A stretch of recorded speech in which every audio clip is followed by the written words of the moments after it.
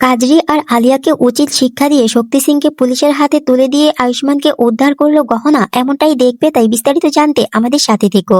গহনা এক গ্রাম্য মেয়ের কাহিনী 307 এবং 8তম পর্বে তোমরা দেখতে পাবে গহনার পরিবারকে একটা বাক্সের ভিতরে বন্দি করে রাখে মোমের পুতুল বানিয়ে দিবে বলে।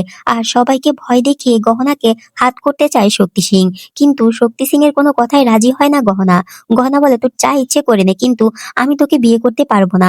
অপরদিকে দেখা যাবে কাজরির দাদিমা আয়ুষ্মানের মাথায় বাড়ি মেরে আয়ুষ্মানকে অজ্ঞান করে ফেলে।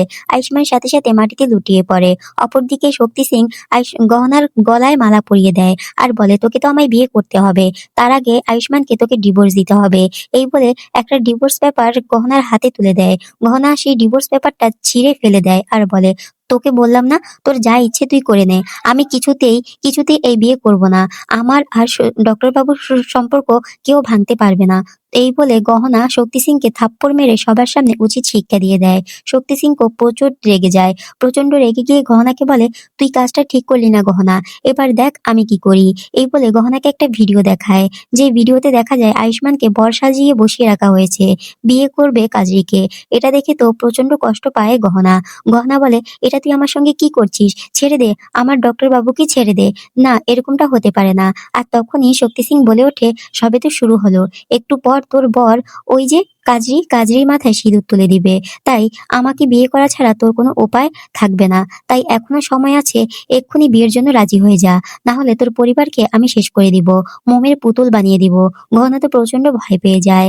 আর তখনই শক্তি সিং বলে, তুই যদি চাস এক্ষুনি আমি রিমোটটা চেপে দেবো, এক্ষুনি বিয়ের শাড়িটা পরে রেডি হয়ে আয়। এই বলে গহনার হাতে বিয়ের শাড়িটা তুলে দেয়। অপরদিকে দেখা যাবে আয়ুষ্মানকে বর সাজিয়ে বিয়ে মণ্ডপে বসিয়ে করে রাখা হয়েছে। আর ওদিকে কাজরি বউ সেজে কিছু মাংস কুমিরের মুখে ছুঁড়ে মারে, বলে, এইভাবে আমি গহনাকেও কুমিরের মুখে ছুঁড়ে মারবো যদি আমার আর আয়ুষ্মানের মাঝে আসে। এরপর কাজরি মুখ ঢেকে যখনই বিয়ে মণ্ডপে যাবে, আর তখনই পিছন থেকে কাজরির আঁচলটা কেউ টেনে ধরে। কাজরি পিছনে তাকাতে কাজরির মাথায় বাড়ি মেরে অজ্ঞান করে ফেলে।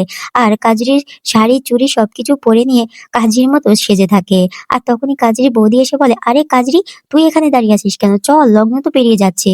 এরপর কাজরির বৌদি কাজরিকে সেখান থেকে নিয়ে যায়। অপরদিকে দেখা যাবে শক্তি সিং যে বিয়ের শাড়িটা দিয়েছে গহনাকে, গহনা সেই বিয়ের শাড়িটা দিয়ে বিয়ের মতো সেজে একদম তৈরি হয়ে যায়।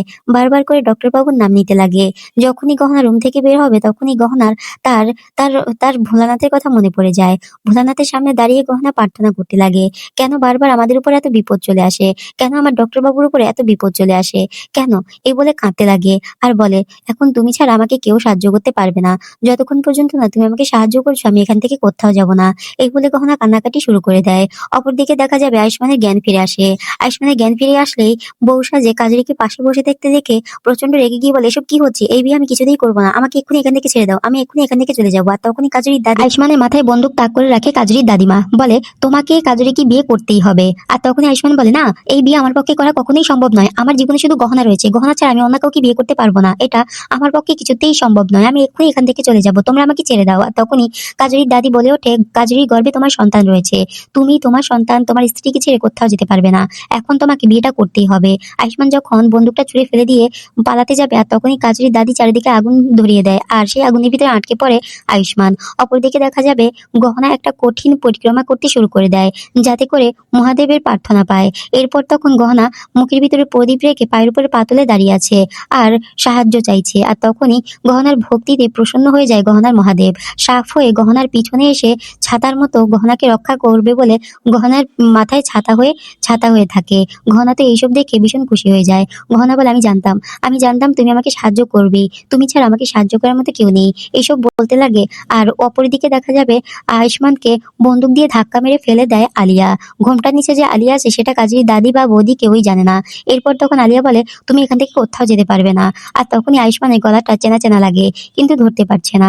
কাজরির দাদি এসে বলে, হ্যাঁ, কাজরিকে বিয়ে না করে এখান থেকে কোথাও যেতে পারবে না, তোমায় তো কাজরিকে বিয়ে করতেই হবে। আয়ুষ্মান বলে, না, আমার সঙ্গে আপনারা এরকমটা করবেন না, আমি গহনাকে ছাড়া অন্য কাউকে ভালোবাসি না, আর যা হয়েছে কাজরির ইচ্ছেতে হয়েছে, কেন কেন আপনারা কাজরির সঙ্গে আমার এভাবে জোর করে বিয়ে দিতে চাইছেন, আমাকে ছেড়ে দিন। কাজরির দাদি বলে, না, এখান থেকে তুমি কোথাও যেতে পারবে না, আর তুমি যদি এখান থেকে কোথাও যাও তোমার পরিবারের কিন্তু অনেক বড় ক্ষতি হয়ে যাবে।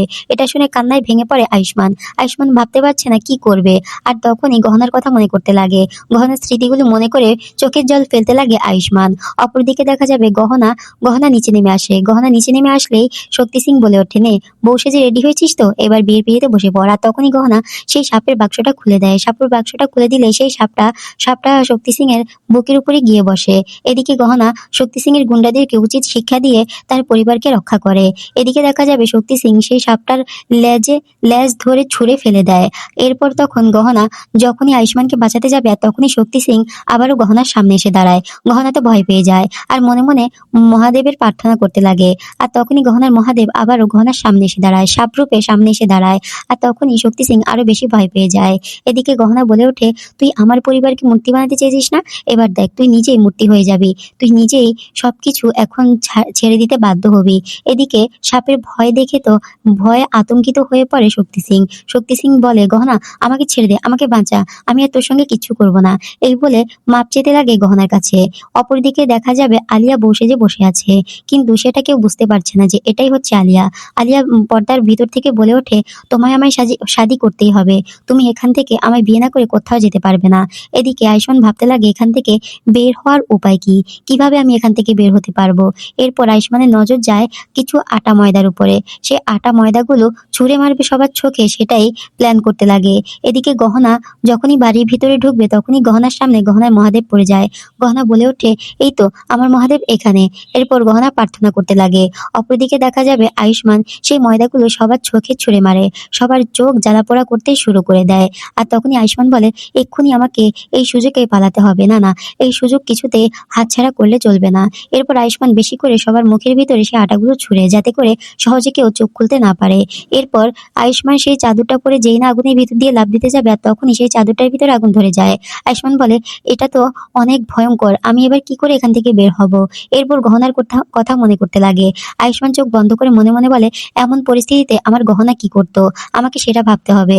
আর তখনই আয়ুষ্মান আয়ুষ্মান মনে করতে থাকে গহনা গ্রামে কিভাবে আগুন নেভানোর কাজে সাহায্য করত। আর তখনই আয়ুষ্মান বলে, হ্যাঁ তুমি সত্যি সত্যি কৃষকের মেয়ে গহনা, তুমি আমার এখানে নেই, কিন্তু তুমি না থেকেও আমাকে পথ দেখিয়ে দিচ্ছ। এরপর তখন গহনার দেখানো পথে আয়ুষ্মান দুটো কলসি ফুটো করে দেয় জল ভিতরে ঢুকিয়ে। এরপর চারিদিকে ঘোরাতে লাগে আর সে আগুনগুলো নিভে যায়।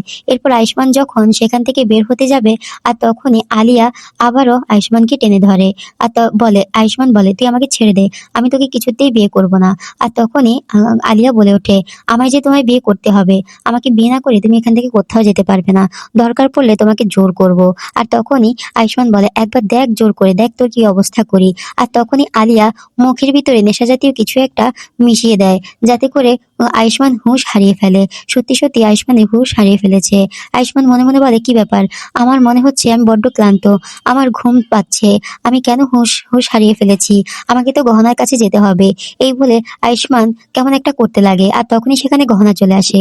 গহনাকে দেখে চমকে ওঠে আলিয়া আর কাজীর পরিবার। গহনা তখন আয়ুষ্মানের কাছে এসে বলে, ডক্টর বাবু আপনার কি হয়েছে, দেখুন আমি এসে গেছি, আমার কাছ থেকে আপনাকে কেউ কেড়ে নিতে পারবে না। গহনাকে দেখে তো আয়ুষ্মান ভীষণ খুশি হয়ে যায়। তো বন্ধুরা, এই ছিল আজকের ইন্টারেস্টিং পর্বটি। তোমাদের কাছে কেমন লাগলো তা অবশ্যই কমেন্ট করে জানাবে। নিত্য নতুন আপডেট পেতে আমাদের চ্যানেলটি সাবস্ক্রাইব করে পাশে থাকা বেল আইকনটি অন করে দিবে। যারা যারা আমার ছোট্ট চ্যানেলটি সাবস্ক্রাইব করেছে তোমাদের সকলকে অসংখ্য ধন্যবাদ।